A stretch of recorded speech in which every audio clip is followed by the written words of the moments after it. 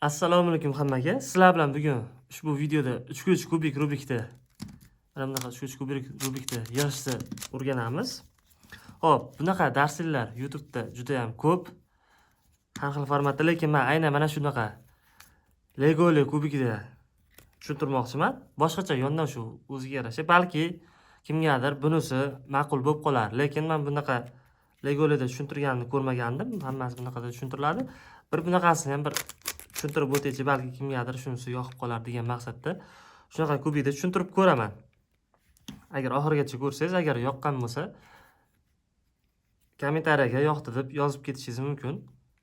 Hammaga shunda manfaatli bo'ladi, ko'p kishi shuni ko'radi. Xo'p, demak, boshlayveramiz.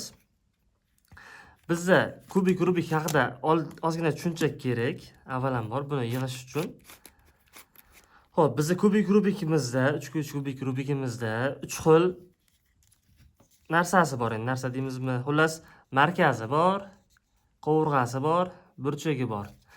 Endi biz yig'ishimiz uchun biz mana shularni joyini almashtirib, biz rangiga mana shunaqa qilib to'g'irlaymiz, yig'amiz, ya'ni. Ya'ni qovurg'alarni boshqa qovurg'a bilan joyini almashtiramiz, burchakni boshqa burchak bilan joyini almashtirgan holatda kubik Rubikni yig'ishimiz mumkin bo'ladi. Buning uchun mantiqiy o'ylab yig'ish o'ta qiyin. Buning uchun faqat formula kerak. O'sha formulalarni navbatma-navbat aytib boraman. Bu darsligimiz katta ehtimol bilan 2 yoki 3 qismga bo'linadi, sababi internet yaxshi ishlamayapti. Katta formatdagi videoni YouTube qo'ymayapti qandaydir nimagadir. O'ziga joylanmayapti, ashibga beryapti. Shuning uchun 2 qismga yoki 3 qismga bo'lib qo'yaman.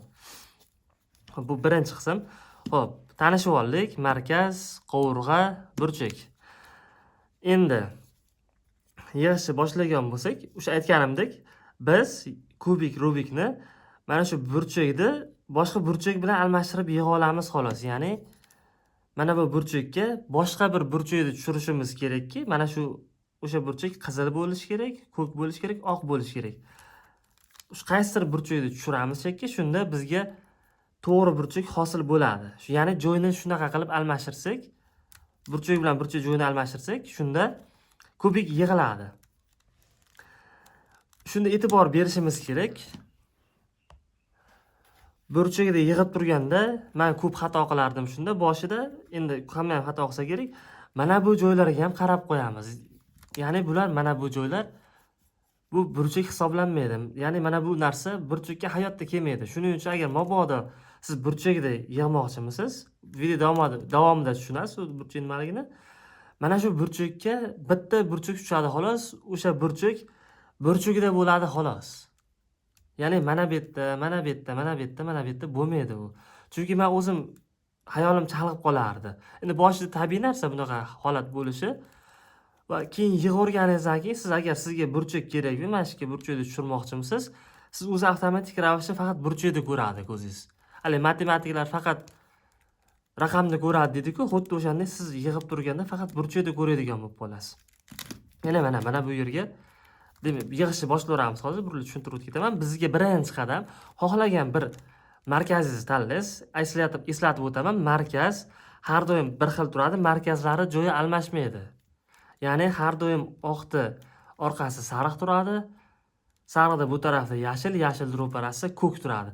Bularni ming aylantirsangiz ham o'zgarmaydi. Sababi kubikda suyagi shunga asoslangan xullas. Mana shuni suyakni atrofiga qovurg'alar mana shu markaz atrofiga yig'ilgan xullas. Agar mabodo qiziqsiz shu mana shu oddiy kubik Rubikni ochsangiz, qanaqa tuzilganligini bilasiz. Shu nimaga markaz almashmasligini. Sababi bu almashmaydi xullas shu. Biz mana shularning atrofiga o'z sherinlarni yig'amiz, maqsadimiz. Xo'p, demak bitta markazni tanlab olamiz. Men har doim oq tanlayman, siz xohlagan rangingizni tanlashingiz mumkin. Xohlasangiz oq, xohlasangiz ko'k, xohlasangiz sariq. Faqat markaz almashmasligini unutmasangiz bo'ldi. Demak, men har doim oqdan boshlayman. Plus yig'ish kerak. Bizda birinchi qadamimiz plus yig'ish uchun hech qanaqa formula kerak emas. Uni oddiy mantiqiy o'ylab turib yig'ishimiz mumkin. Mana, hop, demak boshlaymiz. Mana oqlar. Ya'ni biz oqni plus qilishimiz kerak. Buning uchun mana bu markazni topdik. Mana shu markazni atrofiga qovurg'alarni olib kelishimiz kerak. Birinchi o'rinda.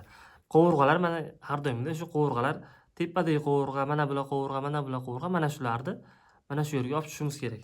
Olib tushamiz mana. Mana. Endi mana bularni endi olib tushish uchun ozgina mantiqiy fikr kerak. Ozgina kubikda aylantirib ko'rsangiz, keyin bilishingiz mumkin. Buni olib tushish uchun. Bundan ko'ra mana tepadagini olib tushib qolaman, sababi yo'li ochiq. Endi buni olib tushish uchun mana bu yerga olib tushish uchun buni baqa aylantiraman. Buni baqa tushiraman. Mana bizda plus hosil bo'ldi. Endi shu aytganimdek buni yig'ish uchun formula yo'q. Kubikda aylantirib ko'rib, o'zingiz plusni mustaqil yig'ishingiz mumkin. Endi bu plus yig'diku buni ikkinchi qismi ham bor. Bu plus mana bu yerdagi markazlar bilan, ya'ni mana bu yerdagi markazlar bilan to'g'ri bo'lish kerak. Ya'ni mana bunaqa bo'lish kerak. Hop. Mana bunday tushuntirib o'taman hozir. Aytaylik, mana bular markazlari. Endi mana shu markazlariga mana bunday holatda bo'lish kerak. To'g'ri plus bo'lish uchun. Endi bularni nimaga olib tashladim? Sababi sizning fikringizni chalg'itmasligi uchun. Mana bu jo'dagi kubiklarga qaramasligi uchun hammasini rangsiz qilib qo'ydim.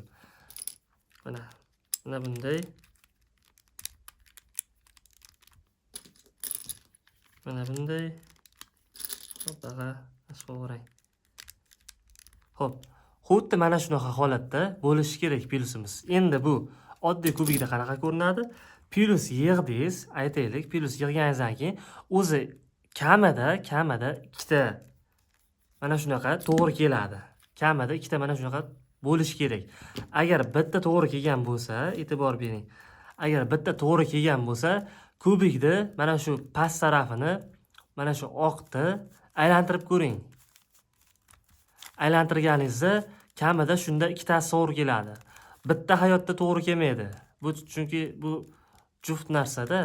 Agar tog' bo'lganda bittasi bo'lishi mumkin edi, lekin bu to'rtta bo'lganligi uchun bitta to'g'ri kelmaydi. Kamida ikkita to'g'ri keladi. Mana bu ikkitasi to'g'ri kelmay qoladi. Ular ikkitasi to'g'ri keladi, ikkitasi to'g'ri kelmaydi. Endi buni almashtirish uchun oddiy formula demay qo'yaveraylikmi? Oddiy harakat kerak. Ya'ni mana shu turgan holatda mana bu ko'kni yuqoriga ko'tarasiz. E'tibor bering, oqimiz pastda turibdi. Oqimiz pastda turganda buni yuqoriga ko'taramiz. Yuqoriga ko'targan joyimizni mana shu oqni markaziga olib boramiz. Endi buni birlashgandan keyin pastga tushiramiz. Endi buni pastga tushirganimizda mana bu qizilni ko'taryapti. Endi buni ham o'zining markaziga borib turib, buni mana bunday qilib o'z joyiga tushirib qo'yamiz. Endi mana bunda qanday bo'ladi, mana ko'ramiz. O'sha mana bundagini fikringizni chalg'itmasligi uchun mana e'tibor bering, mana shu ikkalasini almashtirishimiz kerak. Xuddi mana shu oq pastga turgan holatda buni yuqoriga ko'taramiz. Yuqoriga ko'targanimizda bizga umuman hech qaysiga xalaqit bermaydi, sababi bular bu taraflar yig'ilmagan. Shu yuqorida birlashtiramiz va buni tushiramiz pastga. Mana tushirganimizda e'tibor bering, mana buni avtomatik ravishda bunga yordam berib, buni yuqoriga ko'taryapti. Endi buni yuqoriga ko'targanda buni yana markazga olib boramiz. Yana buni pastga tushiramiz. Xo'p, tushundingiz deb o'ylayman. Mana yana bir marta qaytaraman. Demak, bizda mana bunaqa holat, ikkalasini joyidan almashtirishimiz kerak. Oq pastda turibdi. Yuqoriga ko'taramiz. Markazga olib kelamiz, pastga tushiramiz. Buni yana markazga olib boramiz. Endi mana bunday. Mana ko'rishlaring mumkin. Markazlar to'g'ri hosil bo'ladi. Xuddi shunaqa plus hosil bo'lishi kerak. Xo'p, yana bitta holat bo'ladi buni. Mana bunday holati bo'lishi mumkin. Ya'ni qarama-qarshi holatda to'g'ri kelmay qolishi mumkin. Mana bular ikkitasi to'g'ri kelgan. O'sha aytganimdek, bittasi to'g'ri kelsa, aylantirib ko'rasiz. Kamida ikkitasi to'g'ri kelishi kerak. Hozir yonma-yonni tushuntirganim, endi ro'parasini tushuntirib o'taman. E'tibor berib turing. Bu ham xuddi o'shanaqangi. Mana buni yuqoriga ko'taramiz. yuqori ko'targandan keyin markazga olib boramiz. Mana bu yerda qanaqa rang bo'lsa, mana ko'k edi. Endi buni pastga tushiramiz. Buni pastga tushirganimizda mana bu yashilni yordam qilib ko'tarib berdi. Buni yana markazga olib boramiz. Endi buni yana o'zini joyiga qaytaramiz. Mana bizda to'g'ri plus mana shunday holatda bo'ladi. Endi keyingi qadamimiz burchaklar.